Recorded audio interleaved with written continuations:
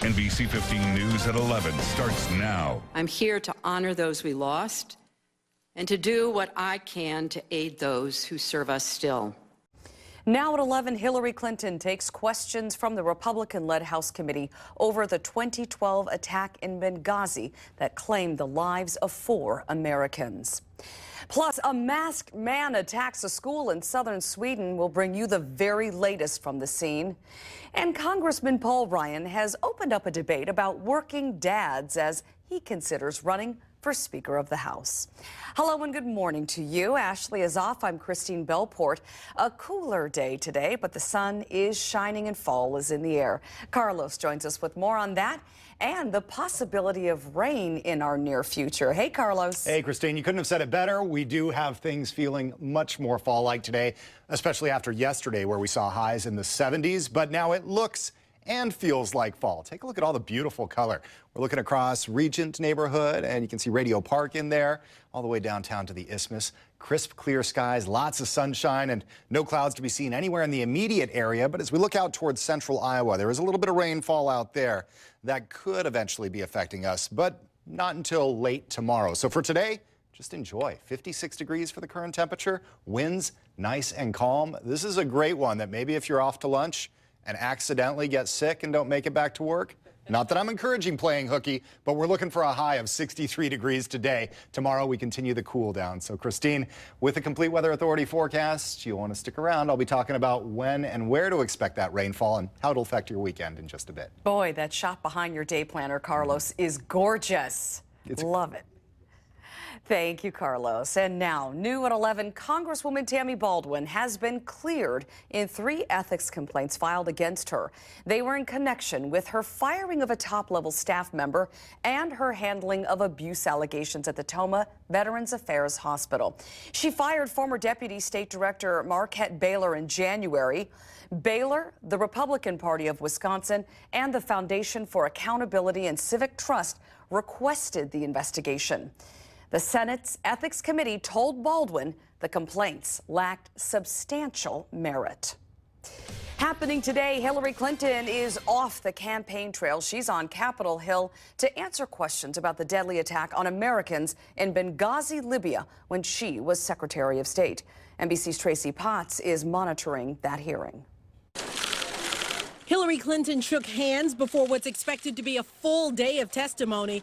Republican Chair Trey Gowdy slammed 8 previous investigations as incomplete, ignoring thousands of emails from Clinton's private server, he says, would have been irresponsible.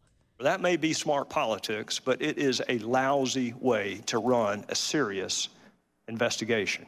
The committee spent nearly a year and a half and more than $4.5 million taxpayer dollars investigating why 4 Americans died in the 2012 attacks in Benghazi, Libya. The Republicans are squandering millions of taxpayer dollars on this abusive effort to derail Secretary Clinton's presidential campaign.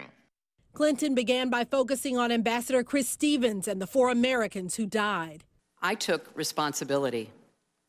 And as part of that, before I left office, I launched reforms to better protect our people in the field. But she argues to keep terrorism from growing, diplomats must continue to work in dangerous areas. They can't do their jobs for us from bunkers. Retreat from the world is not an option. Later this afternoon, tough questions about emails, security, and inevitably, politics.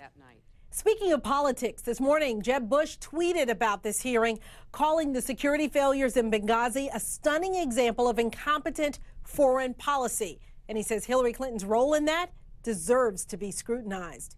Tracy Potts, NBC News, Washington. A masked man with a knife attacked a school in southern Sweden today, killing a teacher and a student. Officials say he knocked on the doors to 2 classrooms and stabbed the people who opened the doors. Another teacher and student were also seriously injured before the attacker was shot and killed by police. The motive for the attack is not yet known. A fire was set at a church in St. Louis early this morning. When firefighters arrived on the scene, they could see flames coming from the rectory doors. No one lives at the rectory, and there were no injuries reported. Though this is the 7th church-related arson in a little more than 2 weeks, it's believed the string of arsons are connected. We recognized the pattern a week ago. Like I said, it's starting to disturb a lot of people. We've got a lot of people on the street. We hand billed today up in the north area, making sure people were aware of the rewards that are being offered by various organizations. We're going to expand our area of focus because it looks like who's ever doing this has expanded theirs.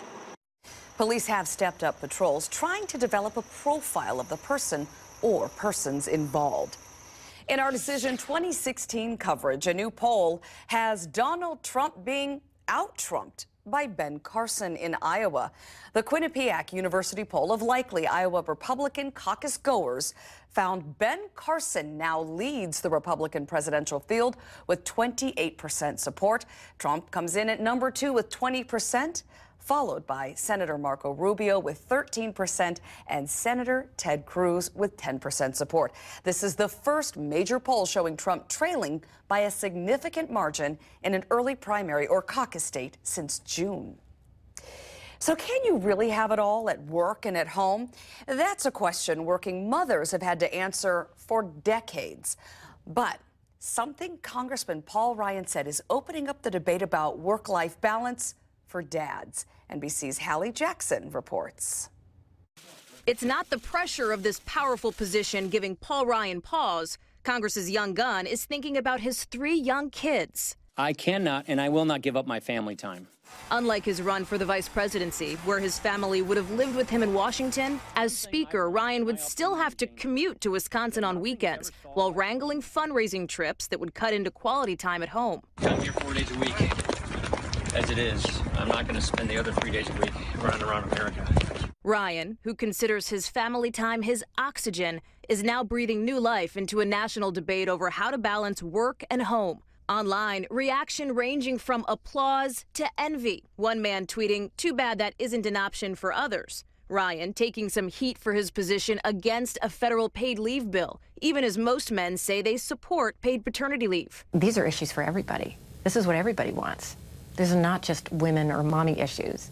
Over the last 5 decades, fathers have tripled time with their kids, but nearly half still feel they aren't around their children enough. And dads who are sometimes face fire. Remember when Daniel Murphy missed 2 Mets games for the birth of his son? He doesn't regret how he balanced work and family. Fatherhood is a much greater responsibility than, 0 for 4, 2 for 4, 1 for 3 with a walk. This Fortune 500 CEO and father of 3 made headlines after resigning when he wrote, "I decided the only way to balance was by stepping back from my job."